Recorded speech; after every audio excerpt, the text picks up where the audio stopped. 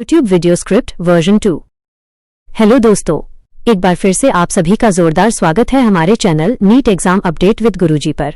अगर आप आज पहली बार हमारे चैनल पर आए हैं या हमारी वीडियो को पहली बार देख रहे हैं तो आपसे एक छोटा सा निवेदन है कि चैनल को सब्सक्राइब जरूर कर लें ताकि नीट परीक्षा से जुड़ा हर बड़ा अपडेट सबसे पहले और सबसे सटीक तरीके से आप तक पहुंचता रहे। तो चलिए बिना आपका एक भी सेकंड गंवाए शुरू करते हैं आज की ये बेहद खास वीडियो। नीट 2026 जानिए कितने नंबर पर कौन सा कॉलेज मिलेगा। दोस्तों, इस समय देश भर के लाखों नीट अभ्यर्थियों के ज़हन में बस एक ही बड़ा सवाल घूम रहा है कि आखिर कितने नंबर आने पर कौन सी रैंक बन सकती है, किस स्कोर पर सरकारी MBBS की सीट पक्की हो जाएगी और कितने नंबरों पर अन्य मेडिकल कोर्सेज में दाखिला मिल सकता है। यदि हम पिछले कुछ सालों के ट्रेंड्स, इस बार के क्वेश्चन पेपर की डिफिकल्टी लेवल, री एग्जाम में बैठे कुल कैंडिडेट्स की संख्या और संभावित कंपटीशन का बारीकी से विश्लेषण करें तो अंकों के आधार पर यह पूरा समीकरण बनता दिख रहा है। मार्क्स और कोर्सेज का पूरा गणित, 650 या उससे अधिक अंक ऐसे होनहार छात्रों के लिए देश के सबसे प्रतिष्ठित सरकारी मेडिकल कॉलेजों, AIIMs और टॉप लेवल के गवर्नमेंट संस्थानों में MBBS सीट मिलने की बहुत मजबूत संभावना बन रही है।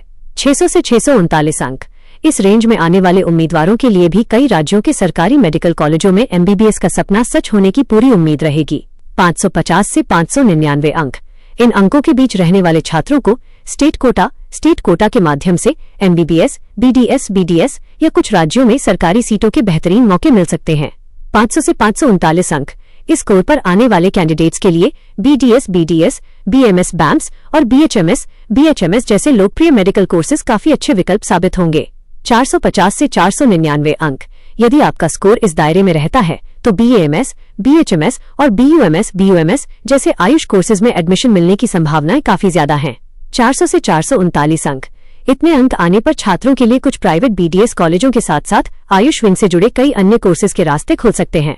350 से 399 अंक, इस स्कोर ब्रैकेट में आने वाले उम्मीदवार BSc nursing, BSc nursing, B.Pharm और एलाइड हेल्थ साइंसेज जैसे क्षेत्रों में एक शानदार करियर की शुरुआत कर सकते हैं।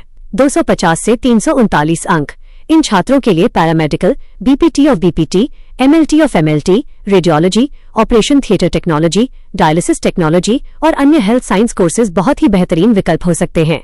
एक जरूरी बात, यदि किसी अभ्यर्थी के 250 से भी कम अंक आते हैं तो उन्हें बिल्कुल भी निराश होने की जरूरत नहीं है। मेडिकल के क्षेत्र में आज ऐसे तमाम प्रोफेशनल कोर्सेज मौजूद हैं जो भविष्य में एक सुरक्षित करियर और बेहतरीन नौकरियों के अवसर देते हैं। संभावित qualifying cut off, expected cut off. अगर हम इस साल के संभावित क्वालिफाइंग कट ऑफ की बात करें तो विभिन्न श्रेणियों के लिए अनुमान कुछ इस प्रकार है। कैटेगरी, संभावित क्वालिफाइंग मार्क्स, सामान्य एवं EWS लगभग 135 से 145 अंक, OBC, SC और ST लगभग 107 से 115 अंक। महत्वपूर्ण नोट, आपको याद रखना बेहद जरूरी है कि यह केवल एक संभावित अनुमान है। फाइनल कट ऑफ पूरी तरह से परीक्षा के कठिनता स्तर, डिफिकल्टी लेवल, कुल उपस्थित छात्रों की संख्या, उपलब्ध मेरिट सीटों और काउंसलिंग की प्रक्रिया पर निर्भर करेगी। यदि इस बार पेपर का स्तर कठिन रहा होगा तो कट ऑफ नीचे जा सकती है और यदि पेपर आसान रहा होगा तो कट ऑफ ऊपर भी जा सकती है।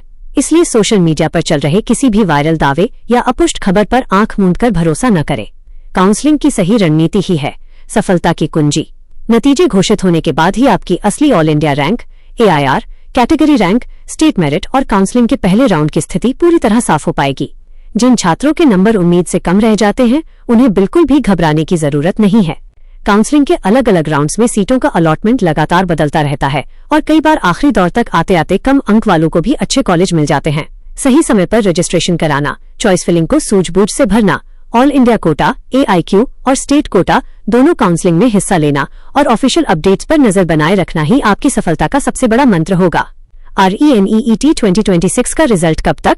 अब सबसे बड़ा सवाल ये है कि आखिर रीनीट 2026 का रिजल्ट कब जारी होगा और परिणाम आने के तुरंत बाद छात्रों को सबसे पहले क्या करना चाहिए। फिलहाल लाखों छात्र अपने स्कोर, रैंक और मेडिकल कॉलेज को लेकर उत्सुकता से इंतजार कर रहे हैं। जैसे ही कॉपियों के मूल्यांकन की प्रक्रिया और सभी जरूरी औपचारिकताएं पूरी हो जाएंगी वैसे ही परिणाम जारी कर दिए जाएंगे। हालांकि अभी तक नतीजों की किसी आधिकारिक तारीख, ऑफिशियल डेट का ऐलान नहीं हुआ है, इसलिए सोशल मीडिया के फर्जी नोटिस या दावों को अंतिम सत्य न माने। रिजल्ट आते ही आप अपना स्कोर कार्ड डाउनलोड कर सकेंगे जिसमें आपके marks, percentile, all India rank, category rank और क्वालिफाइंग स्टेटस की पूरी डिटेल होगी। री एग्जाम होने के कारण कई छात्रों को अपनी रैंक में सकारात्मक सुधार की उम्मीद है। यदि पेपर अपेक्षाकृत कठिन था तो समान अंकों पर भी इस बार बेहतर रैंक मिलने की संभावना बन सकती है, जबकि आसान पेपर होने पर प्रतिस्पर्धा और बढ़ सकती है। रिजल्ट आने के बाद के मुख्य कदम: 1. बिना पैनिक किए सबसे पहले अपने स्कोर कार्ड को ध्यान से चेक करें। 2. ऑल इंडिया और स्टेट लेवल की काउंसलिंग के लिए अपने जरूरी डॉक्यूमेंट्स की तैयारी शुरू कर दें। 3. शुरुआती राउंड में सीट न मिलने पर निराश न हो। अपग्रेडेशन राउंड और स्ट्रे वैकेंसी राउंड का धैर्यपूर्वक इंतजार करें। निष्कर्ष: मेडिकल क्षेत्र में केवल MBBS ही अकेला रास्ता नहीं है, इसके अलावा भी सम्मानजनक करियर के ढेरों विकल्प मौजूद हैं। इसलिए इस रिजल्ट को अपनी मेहनत का आखिरी फैसला मानने के बजाय अपने अगले कदम की शुरुआत समझें। सही जानकारी, सटीक निर्णय और थोड़ा सा धैर्य ही आपको आपकी मंजिल तक पहुंचाएगा।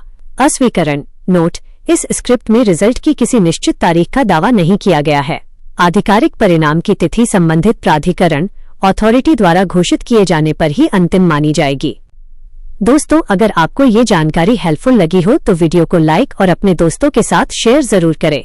नीट से जुड़े हर लाइव अपडेट के लिए चैनल को सब्सक्राइब करना न भूलें। मिलते हैं अगले अपडेट में, तब तक के लिए धन्यवाद।